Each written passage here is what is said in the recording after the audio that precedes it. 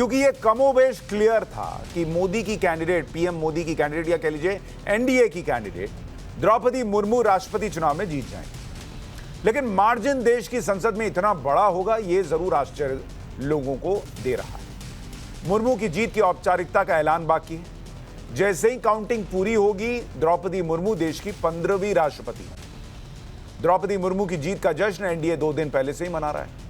बेहद स्वाभाविक भी है, जबकि विपक्ष के खेमे में मातमी सन्नाटा है। विपक्ष ने पहले अंतरात्मा की आवाज की कॉल दी, फिर 2 विचारधाराओं की लड़ाई बताया, फिर धांधली तक के आरोप लगाने की बात सामने आई। फिलहाल द्रौपदी मुर्मू को 100 गैर एनडीए सांसदों के वोट मिलने की खबर है, यानी भयंकर क्रॉस वोटिंग हुई है। 100 गैर एनडीए सांसदों का वोट मिलना कोई छोटी मोटी बात नहीं है। ऐसे समय में जब देश की पूरी राजनीति मोदी के पक्ष में या मोदी के विरोध के नाम पर हो रही हो, संसद के वोटों का जो आंकड़ा आया है वो आपके सामने रख रहा हूं। द्रौपदी मुर्मू को 540 सांसदों ने वोट दिया है, जबकि यशवंत सिन्हा को 208 सांसदों के वोट मिले। कुल 748 सांसदों ने वोट डाला, 15 सांसदों के वोट इनवैलिड हो गए। नतीजों का एनालिसिस करें तो पता चलता है कि द्रौपदी मुर्मू हर सेगमेंट में विपक्ष के कैंडिडेट यशवंत सिन्हा पर भारी पड़ी। सांसदों का वोट का नंबर आ गया है, विधायकों का आ रहा है, लेकिन वोटिंग पैटर्न में वो भी पहले से क्लियर है। मतलब ये साफ है कि ये देखते हुए कि एनडीए के पास जीत का नंबर है, देश में राष्ट्रपति पद में विपक्ष ने अपने उम्मीदवार को फिर भी उतारा, लेकिन विपक्ष अपनी एकता ही बनाकर नहीं रख पाया। विपक्ष की एकता ताश के पत्तों की तरह भरभरा गई। ये कैसे हुआ वो आपको जरा समझा देता हूं। कौन कौन विपक्ष में था लेकिन राष्ट्रपति पद पर मोदी के कैंडिडेट के लिए खुलकर सामने आ गया, वो आपके सामने स्क्रीन पर रख रहा हूं।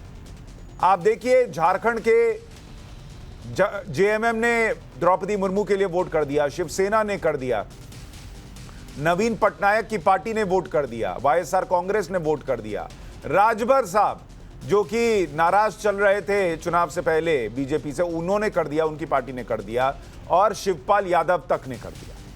जब देश की पूरी राजनीति मोदी के साथ या मोदी के खिलाफ पर आकर टिकी है, फिर द्रौपदी मुर्मू को 100 गैर एनडीए सांसदों ने कैसे वोट किया?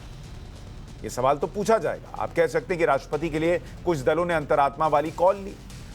द्रौपदी मुर्मू का आदिवासी समाज से आना उनके फेवर में गया। महिला कैंडिडेट का होना भी थोड़ा बहुत उनके पक्ष में रहा। पूर्वी भारत से कैंडिडेट होने का फायदा हुआ। लेकिन एक बात यह भी आपको बता दूं कि राजनीति में समर्थन का बहाना खोजा जाता है, समर्थन नहीं करने का भी बहाना ढूंढा जाता है। 100 गैर एनडीए सांसदों ने मोदी के साथ जाने का बहाना खोजा। 5 से अधिक गैर एनडीए दलों ने मोदी के साथ रहने का बहाना ढूंढा। कुछ तो खुलेआम सामने आ गए, डंके की चोट पर कह दिया कि हमने क्रॉस वोटिंग की है, जैसे अखिलेश यादव के चचा शिवपाल जी ने, जैसे ओडिशा से कांग्रेस विधायक मोहम्मद मोकीम ने। ऐसे बहुत से लोग हैं जिनके बारे में ऐसी खबरें आई।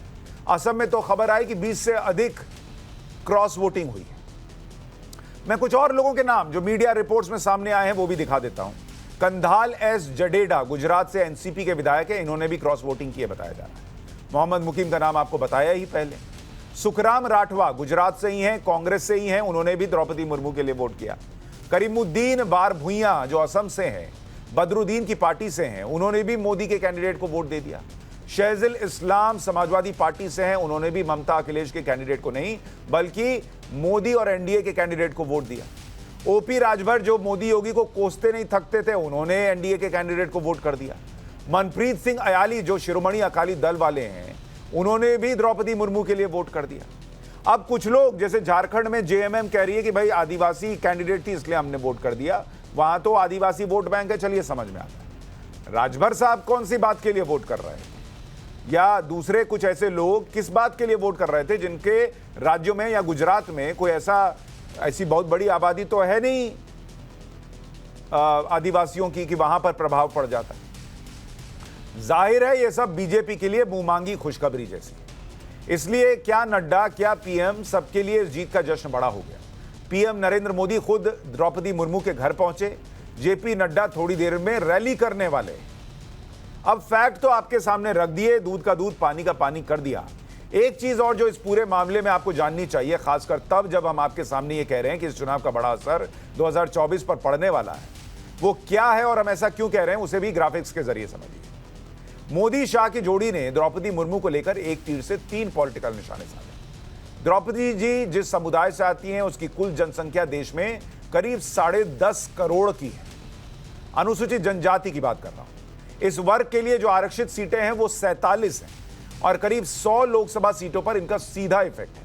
मतलब दोनों को जोड़ दें तो नंबर ऑफ सीट्स 147 तक पहुंच जाती है। हालांकि इसमें से ज्यादातर सीटें फिलहाल बीजेपी के पास ही हैं, लेकिन तीसरी बार अगर बीजेपी एक नई वजह से इन सीटों को रिटेन करती है तो फिर रिजल्ट क्या होगा आप अंदाजा लगा सकते हैं। संजय सरकार जी, क्या विपक्ष के पास नरेंद्र मोदी, बीजेपी, उसकी स्ट्रैटेजी को मात देने के लिए कोई काउंटर स्ट्रैटेजी है या नहीं है? और ये 100 गैर एनडीए सांसदों का भी द्रौपदी मुर्मू के पक्ष में वोट कर देना, ये क्या दिखा रहा है? देखिए, मैं आपसे एक चीज बताना चाहता हूं। सबसे पहले देखिए, हिंदुस्तान में जब तक नरेंद्र मोदी रहेंगे तब तक लोकतंत्र में चुनाव का कोई उम्मीद नहीं है। मैं आपको अरुणाचल के सबसे बड़े अभी पंचायत चुनाव हुआ था, जहां पर विदाउट कॉन्टेस्टिंग में 80% सीट में भारतीय जनता पार्टी जीत गया। इसको पहले त्रिपुरा में 90% में विदाउट कॉन्टेस्टिंग में जीत गया है। विदाउट कॉन्टेस्ट में किसी को चुनाव में खड़ा होने नहीं दिया है। यहाँ रह गया है जहां आप राष्ट्रपति चुनाव में आप देखेंगे, कल हेमंत सोरेन के जो दोस्त है पंकज मिश्रा जी को ईडी अरेस्ट किया है। उनको बोल रहे हैं तुम छोड़ के आओ, तुम सरकार बनाओ। अब महाराष्ट्र में आप खेल तो देख चुके हैं। भारतीय जनता पार्टी का भी मेन काम करने जा रहा है सीबीआई, ईडी। इसके अलावा उसके पास कुछ है ही नहीं है क्यों नहीं है? मैं आपको इसका कारण बताता हूं। सबको डर दिखा के, भय दिखा के ये सत्ता हासिल करने चाहता है। रह गया चुनाव। अगर लोकतंत्र में सही तरफ चुनाव होते हैं, अगर बैलेट से चुनाव करते हैं, मैं दावा के साथ कह सकता हूं हिंदुस्तान में नरेंद्र मोदी को सरकार को 7 सीट नहीं मिलेंगे। अगर बैलेट में चुनाव होता है, अगर ऐसे चुनाव अगर ये होता है, मैं आपको लिख देता हूं, चुनाव में जीतेंगे नहीं भारतीय जनता पार्टी। संजय भाई, तो हम राजनीतिक जिंदगी में हम राजनीतिक संन्यास ले लेंगे, हम कभी राजनीतिक में नहीं आएंगे। मैं आपको हकीकत बता रहा हूं। ठीक है संजय भाई, आप मूल तौर पर कहां से हैं? हम बंगाल से हैं। बंगाल से। बंगाल में पंचायत चुनाव में कितनी सीटें ममता बनर्जी की पार्टी निर्विरोध जीत गई थी क्योंकि कोई खड़ा नहीं हुआ था? क्यों नहीं हुआ? जहां देखिए, यहां पर तो आपसे पूछ रहा हूं, आप बता रहे हैं कि अगर निर्विरोध जीतने का मतलब है कि वो पार्टी डरा धमका के जीत रही है, तो बंगाल में टीएमसी ने कितनी सीटें जीती थी आपको पता होगा ना? आप तो बंगाल से हैं। नहीं, बंगाल में भारतीय जनता पार्टी देखिए इतना इनको कोई संगठन है ही नहीं। 78,903 वोट है, जहां पर इस पर संगठन का वहां कैंडिडेट नहीं था, लेफ्ट का संगठन नहीं है, कांग्रेस का संगठन नहीं है बंगाल के अंदर, कैंडिडेट दे देंगे। लेफ्ट का संगठन नहीं है, कांग्रेस का भी संगठन नहीं है जो बंगाल में पॉलिटिक्स करती रही। 34 साल लेफ्ट ने राज किया, उनका भी संगठन नहीं था, फिर भी टीएमसी के कैंडिडेट निर्विरोध जीत गए। कैसे? भारतीय जनता पार्टी का यहाँ जो कार्यकर्ता जो है, अच्छा, ये इतना ठीक है, शर्माए हुए हैं। दूसरी बात, नरेंद्र मोदी इतना धोखाबाजी किया है संजय भाई, इतना ज्यादा। नहीं, मैं बस आपको याद दिला रहा था, आपके लॉजिक पे आपको बस याद दिलाया। एक और छोटी सी बात याद दिला दूं, फिर दूसरे मेहमानों पर जाऊंगा। उम्मीदवार खड़ा नहीं होना। संजय भाई, बैलेट पेपर से अगर चुनाव होंगे तो नरेंद्र मोदी की पार्टी को 7 सीट नहीं आएगी। ठीक, अब मैं आपको 2 चीज याद दिलाता हूं। पहला, राष्ट्रपति चुनाव में बैलेट से ही वोट पड़ा है सर, ईवीएम से वोट नहीं पड़ा है। और दूसरी बात सर, एक राज्य जहां बैलेट पेपर और बैलेट बॉक्स नदियों और झीलों में फेंके मिले थे, आपको याद है वो राज्य कौन सा है? पंचायत चुनाव में ऐसा हुआ था। देखिए, चलिए मैं आपके साथ थोड़ा क्विज कॉन्टेस्ट खेलता हूं, ऑप्शन देता हूं। Option A Bengal, option B Bengal, option C Bengal और ऑप्शन डी बंगाल। ये अगर फेंका जाता है तो यूपी में फेंका जाता है। यूपी में फेंका जाता है। संजय सरकार जी, कम से कम फैक्ट पे बात कीजिए सर, पॉलिटिकल एनालिस्ट हैं आप, कह रहे हैं पॉलिटिक्स छोड़ देंगे। पॉलिटिक्स छोड़ने के लिए मैंने आपको 2 वजह दे दी। अब बाकी मेहमानों को सुनिए और अगले 50 मिनट में तय कीजिए पॉलिटिक्स छोड़नी है कि नहीं छोड़नी है। अब आता हूं हर्षवर्धन त्रिपाठी। हर्षवर्धन त्रिपाठी जी, सर मैंने सुन लिया सर आपको, और आपको जवाब भी दे दिया। आप फैक्ट पर होते तो मैं आपकी बात का सम्मान करता। अब आप जो बात कह गए, हर्षवर्धन त्रिपाठी जी, अब 100 गैर एनडीए सांसदों का द्रौपदी मुर्मू के लिए वोट करना, यह क्या दिखा रहा है? और क्या आप संजय भाई से सहमत हैं कि ईडी, और इसमें तो खैर बैलेट पेपर हुआ, अब क्या बोले, बैलेट पेपर में भी कुछ छाप दिए, क्या कर दिए, इस तरह से जीत मिली है क्या? सुशांत जी, सबसे पहले तो ये कि टाइम्स नाउ और नवभारत पर मैं आपके साथ बात कर रहा हूं, तो मैं प्रयास करूंगा कि हल्की टिप्पणियों का न मैं जवाब दूं न मैं उसके लिए यहां पर आया हुआ हूं आपसे चर्चा करने के लिए। भारत के लोकतंत्र का जीवंत प्रमाण है आज का राष्ट्रपति चुनाव। रायसीना पहाड़ी पर द्रौपदी मुर्मू के बैठने का, पहुंचने का मतलब समझिए। कई बार लोग कहते हैं, और ये अक्सर होता है, कि मोदी के साथ या मोदी के विरोध में गैर भाजपा दलों का गठबंधन। कई बार लोग ये भी कहते हैं कि जैसे कांग्रेस हुआ करती थी एक समय में, ऐसे ही भारतीय जनता पार्टी हो गई है, अब उसके खिलाफ गोलबंदी है। 2019 का लोकसभा चुनाव होता है, भारतीय जनता पार्टी के दो प्रमुख सहयोगी अकाली दल और शिवसेना अलग अलग वजहों से, अब उसको वजह की उसमें नहीं जाएंगे, उसकी वजह से छोड़ देते हैं साथ। राष्ट्रपति पद का चुनाव होता है।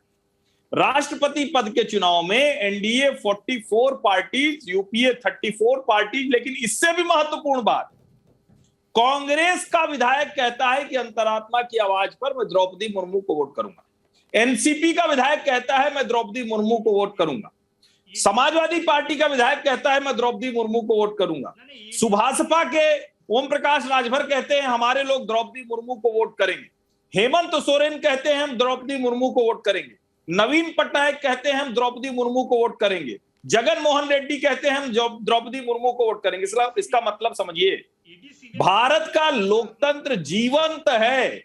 इसीलिए यहां पर इस तरह की जो कहें कि हवाई राजनीति नहीं चलती है। लोगों को पता है कि जो महात्मा गांधी तावीज दे गए थे ना, कि अगर आपके मन में कोई भ्रम आ जाए तो सोचिए कि कतार में खड़ा आखिरी व्यक्ति, उसको उसकी शक्ल देखिए और सोचिए कि आप क्या करेंगे। बाबा साहब अंबेडकर जिसको कहते थे शोषित वंचित, वो आगे आए। इतने वर्ष लग गए। आज द्रौपदी मुर्मू के राष्ट्रपति बनने के तौर पर भारत ने उसे देखा और ये निरंतरता में है। ठीक है।